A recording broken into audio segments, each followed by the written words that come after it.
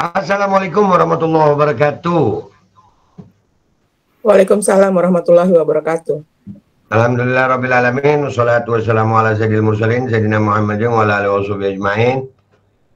Rabbi shrah li sadri wa yassir li amri wahlul 'uqdatam min lisani yafqahu qawli bi nabi wa alihi. Amma ba'du, alhamdulillah. Siang ini hari Jumat tanggal 22 Desember tahun 2023, gua Babe Aldo mengajak semua anggota MPR Majelis Penderitaan Rakyat untuk berdiskusi untuk memutuskan kemana arah perjuangan kita di pemilu 2024. Ya, bebas, kalian boleh menyampaikan apa saja, lalu kita akan diskusikan.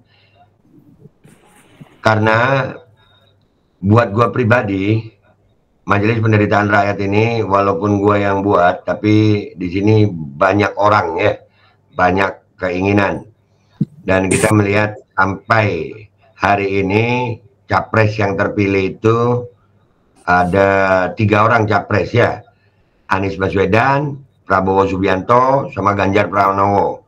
Wakilnya Anies itu Muhaimin Iskandar, wakilnya Prabowo itu Gibran, wakilnya Ganjar itu Mahfud. Sebenarnya kalau dari arah perjuangan MPR dari awal yang memperhatikan masalah pandemi, kesehatan, itu kita sebenarnya nggak punya pilihan yang kita mau gitu ya, yang memperhatikan, karena sampai hari ini belum ada satupun dari capres itu yang membicarakan masalah kesehatan, itu yang paling utama ya. Jadi hari ini kita akan mencoba membahas itu, dan ini nanti akan diupload ke YouTube ya, supaya mereka tahu juga bahwasanya arah perjuangan MPR ini nanti kemana. Karena kalau mau golput pun ya silakan, itu hak kalian ya. Cuman secara organisasi MPR tetap harus berjuang. Mau sepeluang kecil apapun itu tetap harus berjuang gitu. Kita nggak bisa cuman diam aja melihat arah perjuangan di 2024. Oke, sekarang gua serahin ke Leni Siregar ya, silakan bicara Len. Yang lain tolong ya, yang nggak disuruh bicara mic-nya dimatiin ya, tolong.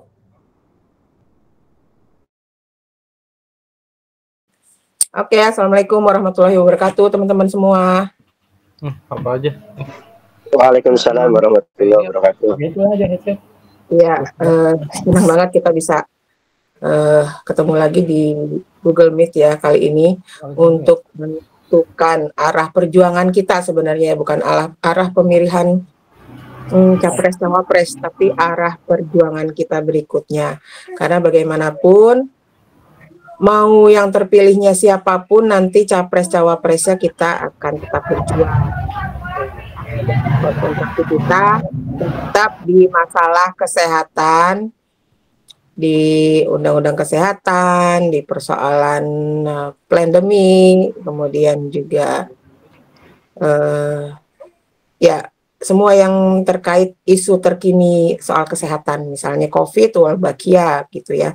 Jadi saya harapkan kita nanti setelah rapat kali ini bisa menentukan sama-sama kompak kemana arah perjuangan kita berikutnya. Dan semua boleh bersuara apapun di sini, mau sanggahan, mau unek-unek apapun silakan sampaikan di sini. Nanti kesimpulannya kita musyawarahkan bersama. Gitu aja Beh.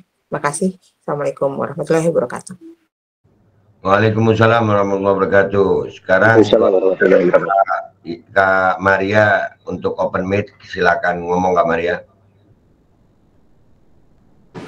Ya, oke. Assalamualaikum warahmatullahi wabarakatuh. Aku harus ngomong apa ya? Waalaikumsalam warahmatullahi wabarakatuh. Aku harus ngomong apa?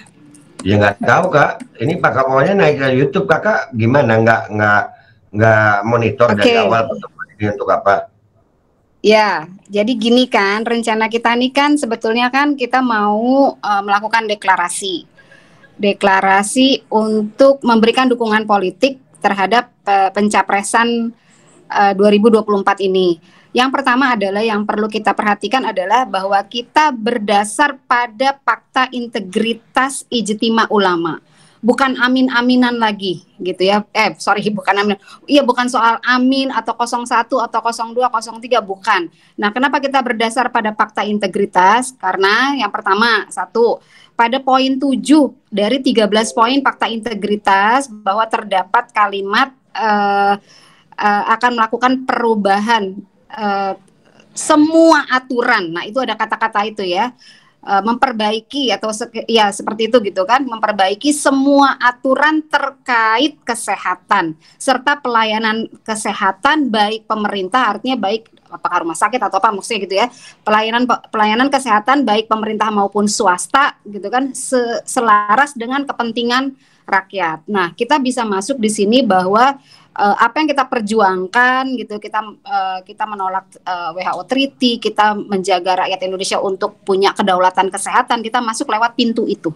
Dan hanya ada paslon nomor 1 gitu kan, itu yang menandatangani, bukan hanya menyetujui gitu ya, tapi menandatangani artinya bersedia masuk dalam perubahan itu supaya kepentingan kesehatan atau bahkan kedaulatan kesehatan dengan janji perubahan lewat itu tadi, perbaikan semua aturan terkait kesehatan. Kita bisa masuk lewat pintu itu. Itu yang pertama gitu. Yang kedua ya, yang pertama tadi fakta integritas, yang kedua poin 7-nya. Yang ketiga adalah memang sudah waktunya bahwa gini, kita tidak bisa lagi golput ya kan. Dalam hal ini kita tidak bisa lagi golput karena betapa berharganya suara kita kalau misalnya negara ini kenapa-napa. Bahwa nanti kalau perjuangan kita akhirnya tidak bisa masuk lewat pintu apapun, karena masalah pemilihan ini bukan lagi kita bicara penokohan, bukan lagi bicara soal nomor 1, nomor 2 atau nomor 3, bukan lagi itu gitu kan, tapi bagaimana kita bisa masuk dalam sebuah gerbong, ke dalam sebuah sistem untuk kita berjuang lebih dekat. Kita nggak lagi ada di jalanan, meskipun kita nanti akan turun ke jalan kalau misalnya misalnya sistem tidak bisa menerima kita dengan baik, dialog tertutup dan lain sebagainya, itu tetap menjadi salah satu cara kita gitu. Tapi semakin kita dekat ke dalam sistem, semakin kita lebih bisa menyuarakan. Nah, hanya ada paslon nomor 1 yang bisa menyediakan pintu itu. Mungkin itu dulu, Beh, sementara dari aku. Mungkin bisa dilanjutkan. Siap, Kak Maria. Terima kasih banyak. Ya, nanti kita akan bacakan itu fakta integritas ya. Kebetulan kita juga udah megang fakta integritas yang sudah ditandatangani ya. Sekali lagi, kalau Kak Maria tadi itu condong ke 01 ya. Cuman gua di sini, gua tahu ada orang-orang yang masih ragu dengan 01. Itu silakan. Nggak ada masalah. Kalian mau, andai kata kalian merasa ya udah gua golput aja, itu nggak ada masalah gitu. Tapi secara organisasi MPR harus menentukan sikap. Itu yang paling utama. Nah, di sini sekarang ada Humam yang udah dari awal dan juga ada Bang Fatur. Mungkin Humam dulu ya, baru Bang Fatur nih. Kita tunggu. Humam, monitor Humam. Iya, Assalamualaikum, Beh. Waalaikumsalam wabarakatuh. Silakan sampaikan pendapatnya Humam tentang arah perjuangan Majelis Penderitaan Rakyat di 2024 ini. Sekali lagi ya, kita tidak berbicara partai ya, bukan untuk calon legislatif, nggak ada urusan, itu bebas kalian mau apa aja. Cuman dalam arah perjuangan Majelis Penderitaan Rakyat itu lebih ke arah presiden, capres. Karena itu yang akan menentukan nantinya apakah perjuangan kita akan terus atau berhenti. Ya, silakan Umam. Silakan Umam. Ya. Assalamualaikum warahmatullahi wabarakatuh. Jadi saya sebenarnya kalau mau jujur tidak memegang dari ketiga calon presiden itu, tapi Indonesia ini yang belum dicampuri kedaulatannya itu hanya bidang kesehatan, dan sekarang ini bidang kesehatan sudah diaduk-aduk oleh mereka sejak pandemi. Jadi kalau semua yang lain itu sudah dicampur aduk lah, kedaulatan kita tuh sudah dirampas sebenarnya. Nah, kesehatan sekarang dari awal COVID sudah sudah mulai diambil sama mereka dengan adanya pandemic treaty dan lain-lain. Nah, berhubungan dengan calon presiden ini, saya setuju sama kata-kata Bu Maria bahwa memang kalau saya lihat ya tracknya ini masih ada di Amin yang masih mau mengutarakan tentang kesehatan. Kita bisa baca nanti Istimewa Ulama juga, kita dan lain-lain lah. Kalau misalnya kayak debat presiden kemarin, sempat Anies juga berbicara tentang PCR. Itu yang membuat saya akhirnya melihat ke Anies gitu ya. Tapi masih belum yakin. Tapi ada pilihan yang masih bisa dipilih. Tapi ya MPR yang saya harapkan ini tetap berjuang untuk gimana sih memegang kedaulatan kesehatan ini untuk tetap di Indonesia, di tangan rakyat. Itu sih yang menjadi concern aku. Karena memang kayaknya yang kesehatan saja ini yang perlu dipertahankan. Kayak yang lainnya sudah kecampur aduk. Terima kasih. Oke, siap, makasih. Sama-sama Umam ya. Jadi buat semuanya juga ya,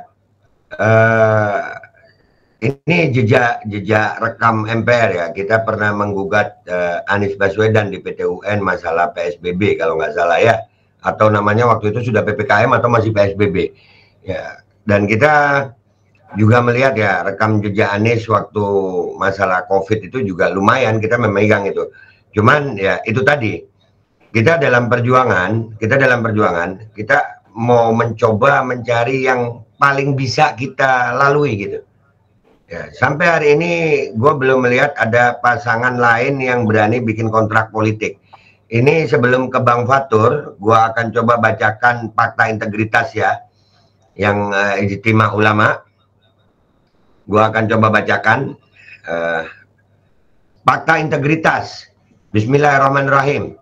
Pesan dari Ijtima Ulama dan tokoh nasional 2023 yang diselenggarakan di Aula Masjid Az-Zikra pada Sabtu 18 November 2023 bertepatan dengan 4 Jumadil Ula 1445 Hijriah yang terdiri dari 13 poin untuk dilaksanakan oleh pasangan Amin jika atas izin Allah SWT terpilih menjadi presiden dan wakil presiden pada pemilu tahun 2024 adalah sebagai berikut.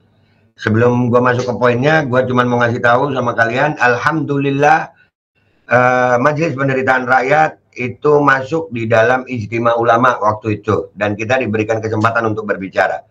Ya, ini poin-poinnya saya bacakan. 1. Menjaga persatuan dan kesatuan NKRI yang berdasarkan Pancasila dan Undang-Undang Dasar 1945 dari rongrongan sekularisme, Islamofobia, terorisme, separatisme, dan imperialisme. 2. Menjalankan konsisten amanat TAP MPRS nomor 25 Romawi tahun 1966 tentang pembubaran PKI dan pelarangan penyebaran paham komunisme, marxisme, dan leninisme yang mengamanatkan untuk menutup celah baik secara hukum maupun politik bagi kebangkitan PKI. 3. Menjalankan amanat perundang-undangan anti penodaan agama sebagaimana diatur dalam Perpres nomor 1 PNPS 1965 yang kemudian ditetapkan menjadi undang-undang melalui Undang-Undang nomor 5 tahun 1969 yang disisipkan dalam KUHP pasal 156A sehingga siapapun yang menodai agama apapun wajib diproses hukum untuk melindungi semua agama yang diakui di Indonesia dari segala bentuk penistaan dan penodaan agama, termasuk para buzzer, pengadu domba umat beragama, dan pemecah belah bangsa. 4. Menghormati posisi ulama dan tokoh agama, serta bersedia mempertimbangkan pendapat para ulama dan tokoh agama dalam menyelesaikan masalah yang menyangkut kemaslahatan kehidupan berbangsa dan bernegara. 5. Melakukan revolusi akhlak di semua sektor kehidupan untuk membangun bangsa yang berakhlak karimah demi menuju Indonesia bertakwa dan berkah, dan dengan melindungi masyarakat dari rongrongan gaya hidup serta paham-paham merusak yang bertentangan dengan kesusilaan dan norma-norma lainnya yang berlaku di tengah masyarakat Indonesia serta bertentangan dengan Pancasila. 6. Menjamin terselenggaranya secara utuh sistem pendidikan nasional yang bertujuan meningkatkan keimanan, ketakwaan, serta akhlak mulia dalam rangka mencerdaskan kehidupan bangsa, serta menjamin tersedianya anggaran yang memprioritaskan pendidikan umum dan pendidikan agama secara proporsional. 7. Mewujudkan kedaulatan ekonomi dengan menjaga kekayaan alam nasional serta berupaya serius mengembalikan aset negara untuk dipergunakan sebesar-besarnya bagi kemakmuran rakyat Indonesia, dan menjamin kehidupan yang layak bagi warga negara untuk mewujudkan kedaulatan pangan, sandang, dan papan, serta menjamin alokasi anggaran yang memadai dan kemudahan akses untuk penyelenggaraan kesehatan rakyat, dan menjaga kelayakan pelayanan kesehatan baik pemerintah maupun swasta, serta memperbaiki segala aturan terkait kesehatan agar sejalan dengan kepentingan rakyat. Nih di poin ini yang kita paling utama ya. Mau memperbaiki itu. 8. Memperbaiki ekonomi dan taraf hidup rakyat miskin dengan membuka lapangan pekerjaan seluas-luasnya bagi tenaga kerja dari Indonesia, serta meningkatkan kesejahteraan pekerja Indonesia lewat kebijakan upah yang layak, serta membatasi masuknya tenaga kerja asing ke Indonesia. Bila dibutuhkan mendatangkan tenaga kerja asing, hanya terbatas pada tenaga kerja ahli yang keahliannya tidak tersedia di dalam negeri, semata untuk tujuan transfer of knowledge dengan waktu yang dibatasi, serta mendata ulang dan selanjutnya memulangkan tenaga kerja asing yang izin kerjanya sudah melampaui batas ketentuan.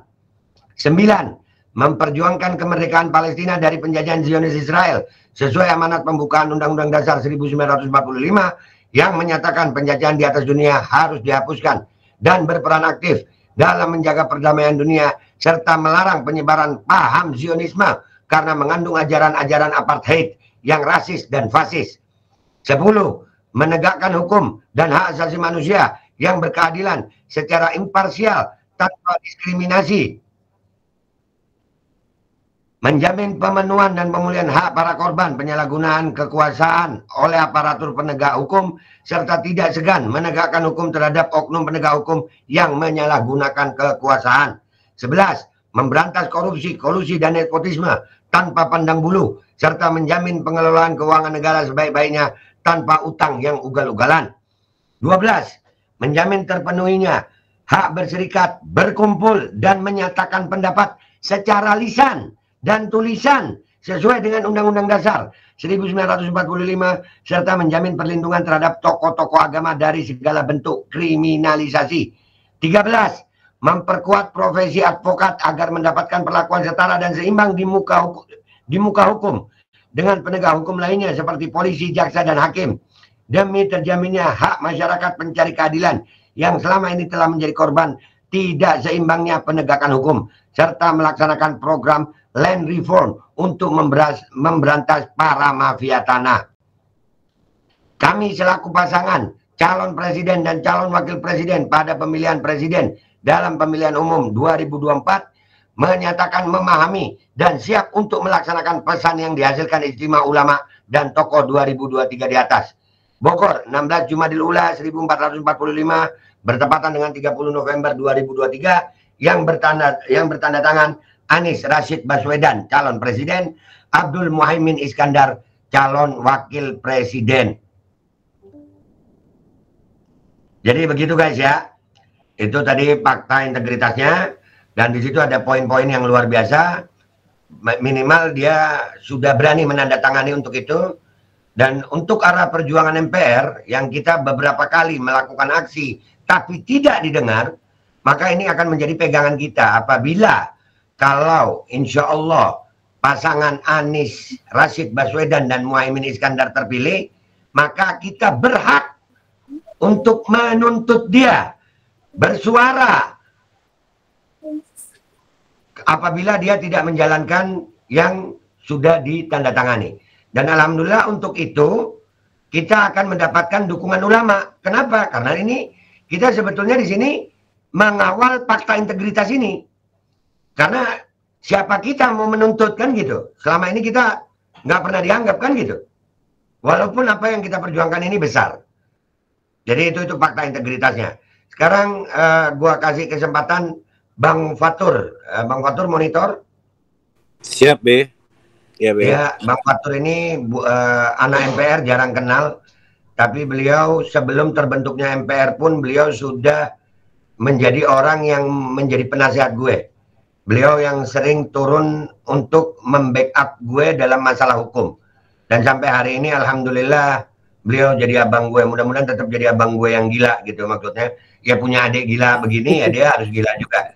Silakan Bang Fatur sampaikan pendapatnya masalah ini Bang Fatur. Ya, terima kasih. Abang Hilaf Fatur. Ya, terima kasih. Assalamualaikum warahmatullahi wabarakatuh. Jadi kalau aku istimewa ulama itu adalah menjadi patokan ya, menjadi patokan kita, akan tetapi MPR mempunyai 5 ikrar yang dimana 5 ikrarnya itu ya coba saya ingetin juga bahwa jelas di situ MPR itu menjunjung tinggi nilai-nilai ketuhanannya Maha Esa. Yang kedua itu MPR itu menolak keras segala bentuk penindasan, ya kan, penjajahan segala macam ya, dan anti demokrasi. Ketiga itu MPR mengajak kepada seluruh rakyat ya Indonesia ya dalam revolusi akhlak ya kan. Di situ jelas ya kan, hukum dan konstitusi kita menaati hal tersebut. Keempat itu MPR selalu berjuang ya kan dan berusaha bersama rakyat. Yang kelima itu MPR berjanji dan berikrar bersama untuk memajukan Indonesia menjadi negara yang baldatun thayyibatun warafun ghafur. Jadi kalau saya berpatokan itu dulu ya kan, bahwa apakah ini mau ke 01, 02, 03, konsepnya kalau buat saya tidak seperti itu. Tapi kalau bisa, kalau insya Allah misalkan besok itu atau minggu depan itu bisa untuk ke tempatnya Anies, ya kita akan menyerahkan satu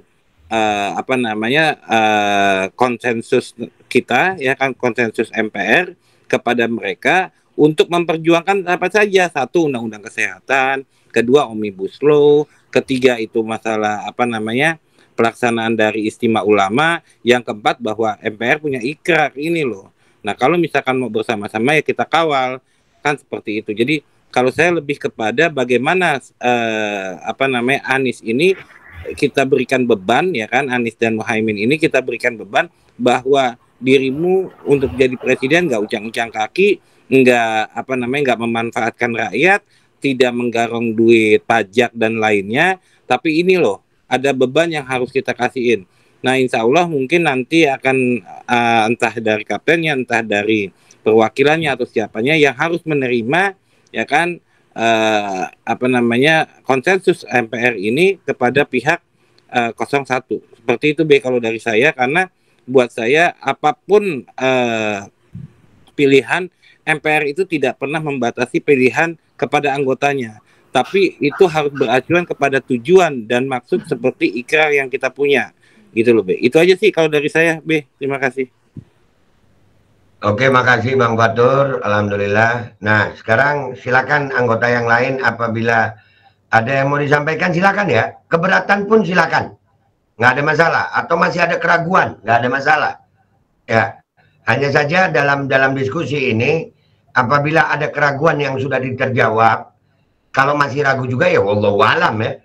Cuman gua nggak mau punya gerbong yang ragu dalam melangkah. Itu gua nggak suka itu. Kalau ragu jangan ikut melangkah. Jangan. Gua pribadi, Babe Aldo secara pribadi tidak akan pernah berhenti berjuang walaupun dengan tidak ada peluang, walaupun dengan tidak ada kawan. Karena buat Babe Aldo berjuang ini bukan karena sesuatu yang harus gue dapatkan. Tapi ini karena gue mencari kematian husnul khotimah. Itu alasan gue berjuang. Ada nggak ada kalian, gue tetap berjuang. Cuman gue ngajak kalian yang mau sama-sama, ayo. Silakan, yang mau ngomong silakan, open mic.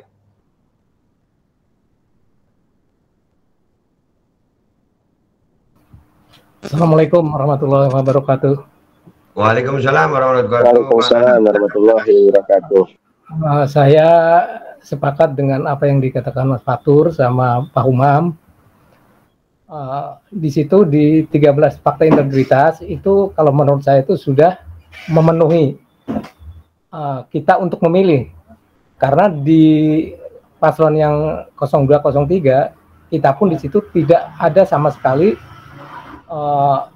istilahnya itu yang bisa membackup keinginan kita, apalagi istimewa ulama, dan apalagi mereka ada dukungan ulama. Jadi dengan adanya fakta integritas itu menurut saya itu sebenarnya udah mencakup gitu ya, mencakup terutama kalau bagi kita kan MPR kan yang lebih titik beratnya kan di masalah kesehatan. Jadi saya sendiri ya dengan yang tadinya belum punya wawasan pandangan, insya Allah sekarang dengan adanya itu kami terbuka siap untuk mengikuti apa dari Komando Bapet. Bukan tanpa alasan, tapi karena ada alasan gitu ya. Dan bagi yang mereka masih ragu-ragu, ya seperti tadi Bapak bilang, ya tolong dipikirkan lagi. Tapi andai kata kita golput itu sangat sekali disayangkan gitu ya. Karena kalau bagaimanapun satu suara itu sangat bermanfaat sekali ya. Dari saya hanya itu aja, cuman ya andai kata nanti kita harus berjuang untuk melawan ketidakadilan atau mungkin rongrongan yang diakibatkan dari kubu 01 tidak memenuhi syarat itu, ya kita mau nggak mau harus berjuang gitu. Mungkin hanya itu aja dari saya. Assalamualaikum warahmatullahi wabarakatuh. Waalaikumsalam warahmatullahi wabarakatuh. Makasih Pak Nanang, beliau salah satu orang tua kita di MPR yang perjuangannya juga dari awal. Terima kasih Pak Nanang. Amin. Ya, jadi memang begitu ya guys. Artinya dengan kita seperti ini, itu kita harus membulatkan suara dulu. Kalau kita nggak bulat, maka kita nggak akan bisa sama-sama turun, sama-sama kayak dulu lagi. Ya, memang ini akan berat. Kemarin sempat terjadi di grup kita ya, terjadi perdebatan yang luar biasa, menyangkut diri saya juga, tentang masalah WEF, World Economic Forum, yang mana Anies ada di dalamnya. Oke? Ya. Itu seolah-olah kami nggak tahu, seolah-olah para ulama nggak tahu. Cuman gue bilang aja sama kalian, kami tahu. Bahkan kami yang ngasih tahu orang-orang. Ya kan? Channel gue udah hilang, ya, masalah itu sampai hilang yang kemarin. Artinya kami tahu. Akan tetapi apabila kita memutuskan untuk mundur, ya yang terjadi ini apa gitu. Kalau ada jalan dari kalian, ya, untuk bisa membuat kita selamat dari WEF sekarang, ayo gue terima usul itu. Tapi kalau nggak ada, gue lebih memilih mengawal fakta integritas ini untuk menjaga Anies Baswedan dan Muhaimin Iskandar dari pengaruh WEF yang mereka ada di dalamnya mungkin. Ya, jadi perjuangan nggak berhenti gitu. Oke. Berikutnya, siapa lagi yang mau ngomong? Silakan. Izin, itu Tati Najib raising hand itu. Iya, makanya ini.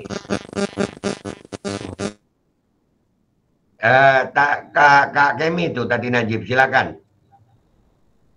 Kak Kemi, silakan open mic Kak Kemi. Kak Kemi. Nggak monitor dia. Oke, Mustafa Arkan, silakan. Gini Be. Selamat siang. Mungkin ini aja sih. Kalaupun Anies agen WF sebenarnya presiden Brazil yang dulu Bolsonaro gitu juga sih. Dia vokal ini banget gitu loh. Yang kemarin tuh kan gak percaya COVID.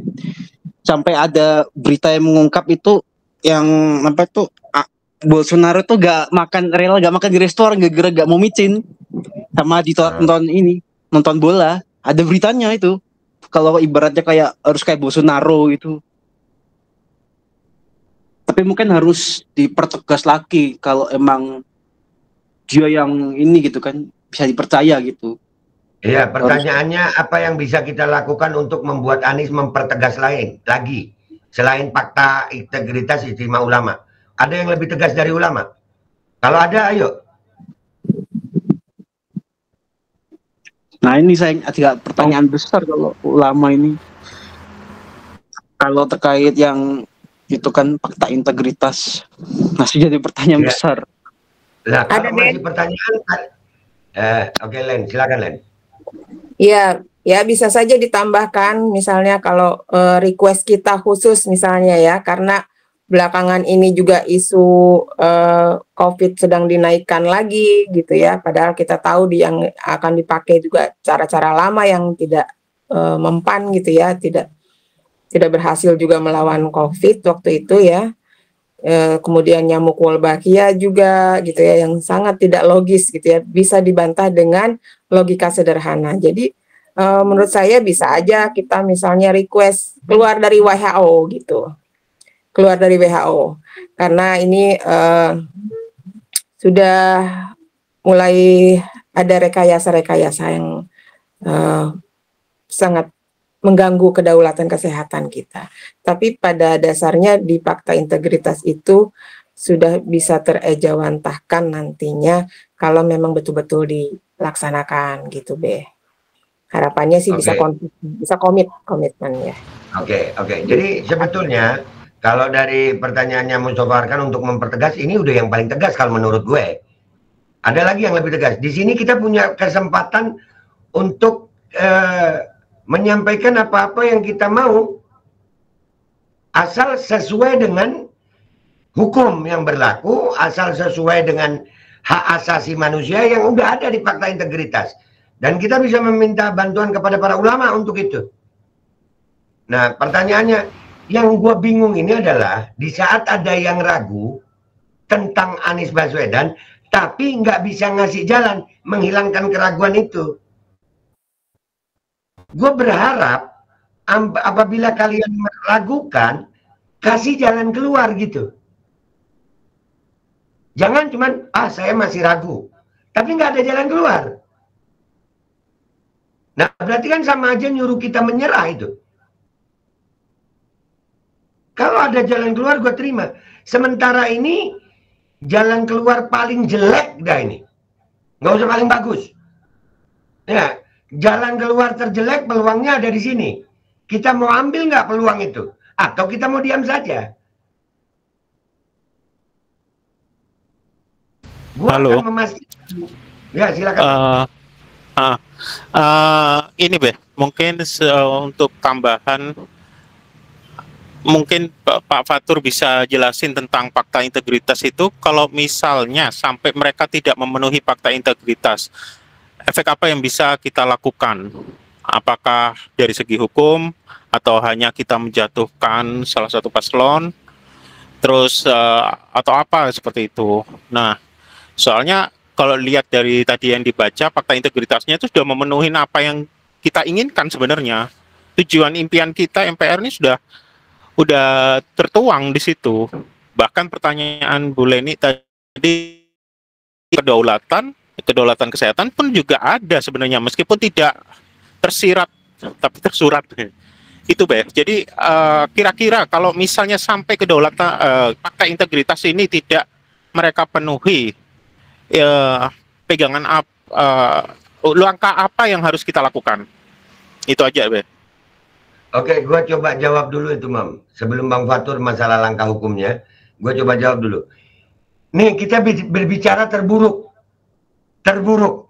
Ya, yang paling buruk. Na'udzubillah min dzalik, jangan sampai terjadi. Andai kata mereka terpilih dan tidak menjalankan semua fakta integritas. Andai kata nih. Na'udzubillah tapi ya. Na'udzubillah. Ini perlu digaris bawah ini andai kata. Kita punya dasar untuk tetap bersuara. Itu paling utama. Yang kemarin selama 2020, 2021, 2022 sampai hari ini 2023 kita kemarin ke Kemenkes, kita nggak pernah dapat akses karena apa? Mereka nggak pernah berjanji itu sama kita gitu loh.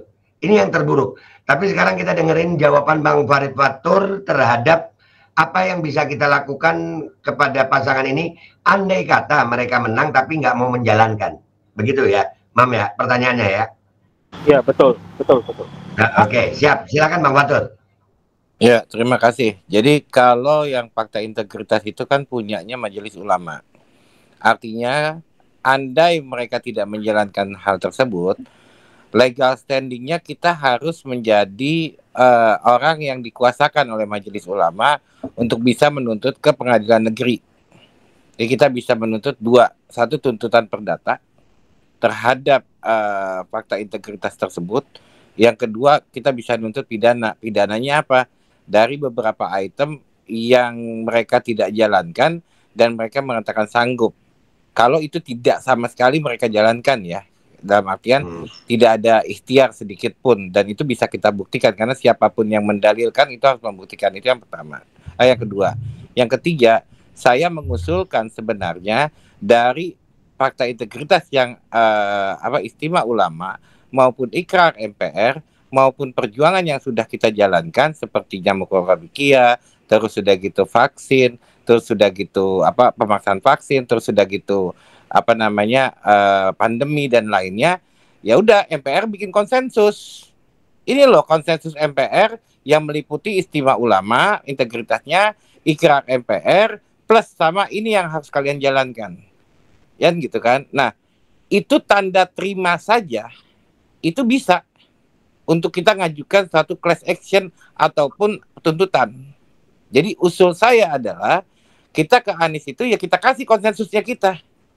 Artinya secara legal standing nanti ya kita mau nuntut langsung bisa. Kita pernah loh ngasih konsensus, perwakilan yang menerima ini loh, ya kan? Nah, kalau kalian tidak menjalankan segala macam ya nggak, atau tidak membalikan ke kita tanda tangan di atas materai, ya wis. Tapi kita pernah minta ini. Artinya hal yang tersebut juga di dalam konsensus tersebut termasuk istimewa ulama, kita sebagai MPR itu bisa melakukan tuntutan hukum karena legal standingnya ada di kita. Seperti itu. Itu aja Humam, Babe, yang lain. Terima kasih. Setuju sama Bang Fatur. Bang Fatur.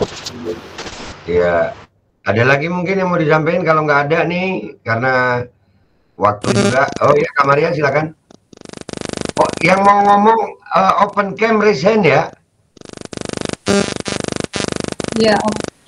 Septian, ayo, bentar. Mau Mas Tian dulu kah? Oke, udah gue matiin. Oke. Jadi gini, kalau buat saya pribadi sih gitu ya, ini pertama gitu kan, yang tadi saya maksudkan adalah bahwa pintu masuk kita itu memang mau nggak mau paslon 01, karena 02, 03 itu tidak menjanjikan adanya perubahan perbaikan semua aturan terkait kesehatan yang selaras dengan kepentingan rakyat. Kepentingan rakyat itulah suara kita. Misalnya kita tadi kayak si Teteh bilang, Teh Leni bilang penolakan terhadap mandatori, terhadap vaksin ini itu, rencana pandemi, terus nyamuk Wolbachia, itu kan sebenarnya kepentingan kita bisa menyuarakan ke situ, gitu kan. Nah, sementara paslon 2, paslon 3 tidak menjanjikan hal itu. Itu yang pertama. Yang kedua, bahwa karena kepentingan kita terus bersuara, dalam tanda petik nih bahasanya Babe Aldo, ngebacot terus supaya misi kita dijalankan, kita perlu ruang. Nah, di fakta integritas itu ada janji bahwa menjamin kemerdekaan kita seluas-luasnya mengemukakan pendapat secara lisan bahkan gitu ya, dan tidak ada ancaman kriminalisasi gitu kan. Nah, terus ketiga, potensi itu juga gerakan anti korupsi, bahwa kita harus juga mengawal kepentingan rakyat nih gitu, pajak rakyat apa segala macam gitu kan, bahwa ada gerakan anti korupsi yang mana sejarah dari Anies gitu ya pernah punya penghargaan dari KPK langsung bahwa dia steril, Pemprov Jakarta steril dari masalah korupsi. Bahkan Pemprov Jakarta itu, ini sejarah ya, ini adalah added value. Kita nggak boleh ngebuang keberhasilan orang. Ini adalah added value dan selling point yang dimiliki oleh Anies memang gitu ya. Bahwa Pemprov Jakarta tuh punya lembaga sendiri sejenis KPK gitu untuk mensterilisasi potensi PNS, ASN gitu untuk melakukan tindak korupsi seperti itu. Nah, jadi kita punya ruang terbuka untuk mengatasnamakan kepentingan rakyat lewat perbaikan kesehatan gitu kan. Kita punya agenda besar gitu ya, keluar dari WHO Treaty bahkan, kemudian merubah atau menghapus atau mengganti undang-undang kesehatan bahkan, kemudian mencabut mandatori bahkan, dan lain sebagainya. Nah, itulah yang kenapa aku tadi berpikir kita memang nggak bisa golput, mau nggak mau dari 1, 2, 3 yang paling memungkinkan gitu ya, yang paling memungkinkan itu adalah lewat pintu paslon 1, karena paslon 2, paslon 3 tidak menjanjikan itu semua. Dan begini, ini masalah pemilihan, selain kita nggak bisa golput karena nanti kita diminta hisapnya nih gitu ya, karena kita tidak ada komitmen sama sekali mencegah kerusakan, karena pemilihan ini bukan masalah memilih terbaik dari yang baik, no, nggak ada yang terbaik, tapi kita mencegah yang terburuk berkuasa. Sebetulnya itu aja gitu kan. Aku nggak mau bilang sesimpel itu ntar gue sama-sama asam sulfat gitu ya.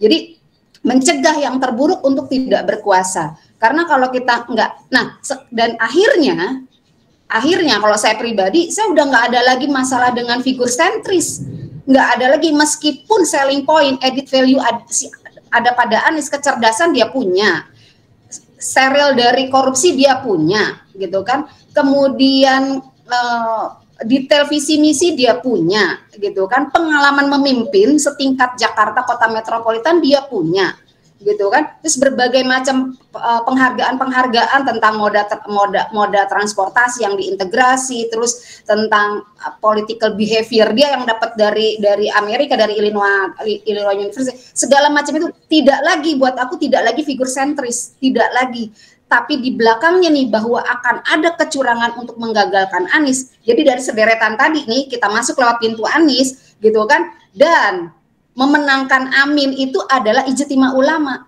Kalau memang kita berpedoman satu komando pada ulama, mau tidak mau, ya kan, seperti 2019 yang kita lakukan, mau tidak mau, memang kita harus memenangkan Amin. In any risk, in any kind gitu ya, dalam berbagai bentuk pemikiran dan dalam bentuk apapun resikonya, mau nggak mau, karena kita punya kepentingan di situ. Kita memenangkan Amin bukan karena tokohnya lagi, walaupun edit value yang tadi itu dia dapat penghargaan, tapi bukan itu lagi, gitu kan. It's not about centric figure lagi, tapi bagaimana kita memenangkan Amin supaya ijtima ulama dia jalankan. Nggak harus 13-nya mungkin, karena bagaimanapun dia cuma punya 5 tahun, mereka punya 5 tahun. Tapi minimal ada poin nomor 7 itu yang harus terus-menerus kita suarakan, dan ditambah lagi kita punya kekuatan, kita bersuara. Kenapa? Karena kita nggak akan dikriminalisasi. Mungkin itu aja tambahan. Thank you. Oke, ini waktu tinggal 15 menit karena ini gratisan, ya. Tapi ini gini, mungkin ada yang lain cepetan ngomong, kalau enggak ya gue lanjut lagi nanti, bikin Google Meet baru. Tian tadi, Tian. Assalamualaikum semuanya. Warahmatullahi wabarakatuh. Ya. Satu aja Beh, terkait poin 7 ya, saya khususnya. Ini kan khususnya MPR dan umumnya yang fokus melihat dari sisi kesehatan ya. Kita banyak melihat ada beberapa oknum lah, dokter atau nakes yang ya seringkali melakukan propaganda ketakutan seperti itu nih. Nah, menyangkut dengan istimewa ulama di poin 7, yang saya khawatirkan ini ya, semoga ini nggak terjadi. Bagaimana sampai akhirnya nanti misalkan insya Allah Pak Anies dan Pak Muhaimin ini jadi gitu, tidak memakai orang-orang yang macam seperti itu aja Beh, gitu. Karena itu aja sih Beh, khawatir. Karena kan ulama karena berpedoman dengan yang istilahnya apa ya, sesuai profesinya lah gitu kan, kita percaya dengan sesuai yang profesinya kan, seperti itu kan kurang lebih. Nah itu yang saya khawatirkan Beh, itu aja Beh buat semuanya juga. Terima kasih. Oke, itu gua jawab ya, itu gua jawab. Bagaimana menjamin itu? Nggak bisa. Tapi perlu diketahui bersama, kemarin selama kita perjuangan di masalah pandemi, ya di masalah pandemi, itu ada dokter-dokter yang tidak sependapat dengan nakes-nakes yang ada sekarang. Yang bisa kita jamin adalah, kalau masih mereka pakai nakes-nakes yang itu, dokter-dokter yang itu, ya kita akan melawan. Sebagaimana kita melawan kemarin. Minimal, ini gua kasih contoh, masalah undang-undang kesehatan, Leni, Kamaria, dan beberapa anak di sini sempat gua ajak ketemu sama salah satu ulama besar dan kita diterima, dan beliau juga memperhatikan masalah ini. Ya, kita sebut namanya. Beliau adalah Habib Muhammad Rizik bin Hussein bin Syihab. Beliau punya perhatian masalah ini.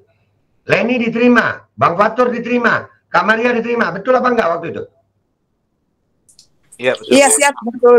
Betul. Ya, ada dokter-dokter lain enggak di situ? Ada. Dokter Agung Sarta dari aktivis, kemudian dari Mercy juga. Nah, artinya apa? Artinya hal ini sebetulnya sudah ada dalam ulama, sudah ada dalam pandangan ulama, dan kita bisa memperjuangkan itu. Dan ini waktunya guys kurang dikit, gue minta maaf, ini terpaksa harus gue cut. Ya, kalau memang ini disetujui, besok kita akan deklarasi. Bunyi deklarasinya itu menjalankan instruksi Ijtima Ulama untuk pemilihan presiden di 2024. Kita bukan mendukung 010, bukan, dalam artinya yang kosong aja, enggak. Kita punya pegangan fakta integritas Ijtima Ulama. Kita mengawal itu. Dan gue cuma minta, kalau memang kita sudah setuju ini, all out. All out, apa yang kita punya. Kita bukan dukung 01 untuk menjilat 01. Kita datang bawa amunisi buat mereka. Bukan minta amunisi dari mereka. Dan kalau memang setuju, gua nunggu suara kalian. Silakan bersuara. Kalau nggak setuju, suarakan sekarang. Gua tunggu. Siap, Be. Setuju, Be. Saya sangat setuju, Be. Setuju. Setuju. Saya secara pribadi sangat setuju. Setuju. Oke. Saya setuju.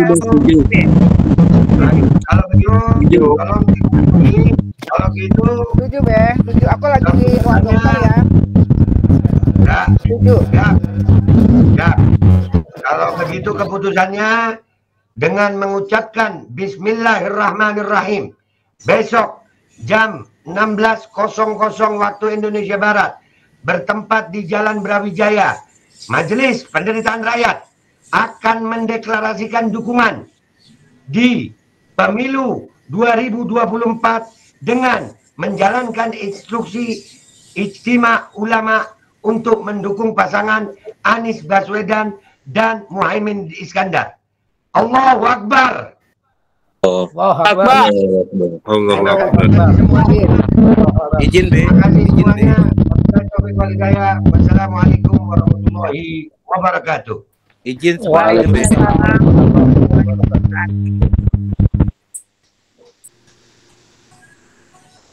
Dan semoga Allah Subhanahu wa Ta'ala menghancurkan sehancur-hancurnya para pelaku pembantaian 6 syuhada pengawal kami dan yang memerintahkannya, serta para aktor intelektualnya juga yang merestuinya, dan semua yang terlibat dalam pembantaian sadis dan brutal tersebut secara langsung maupun tidak langsung. Allahumma dammirhum tadmira waqtulhum badada wala tughadir minhum ahada ya qawi ya matin ya muntaqim amin ya rabbal alamin.